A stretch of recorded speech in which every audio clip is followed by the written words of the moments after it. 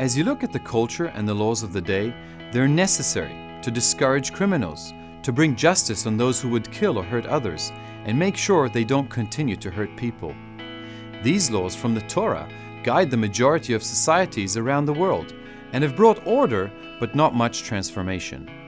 Paul writes in his letter to Timothy that the Torah is not given for a righteous man, but for the lawless and rebellious.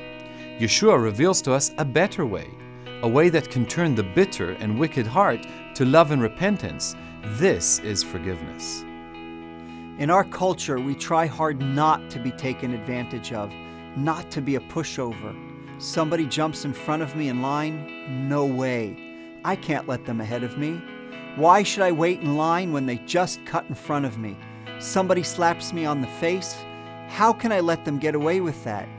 But as you know, this only leads to a cycle of pain and anger that's never resolved. But here comes the twist. Do I want God to forgive me? Of course. Do I need mercy from God and others? Absolutely.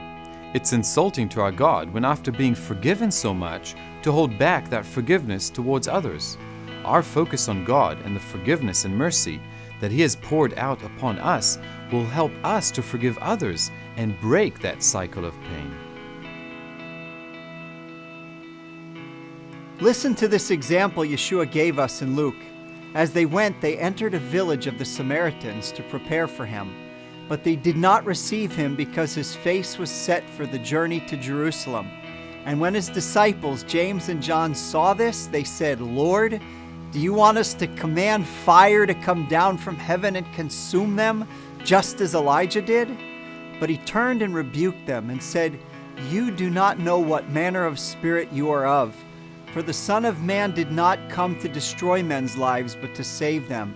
And they went to another village. We have the same commission, to save and to not take vengeance. Have you received mercy from God? Do you need mercy today and in the days to come? I know I do. So as Yeshua said, freely you have received, freely give. We must be merciful and pray for those who've hurt us. When we take vengeance in our own hands, we're taking away God's job. The Apostle Paul said this, quoting Deuteronomy, "Never take your own revenge, loved ones, but give room for God's wrath, for it is written, 'Vengeance is mine, I will repay, says Adonai.'" God is the only one worthy to judge, and the only one strong enough to humble every man.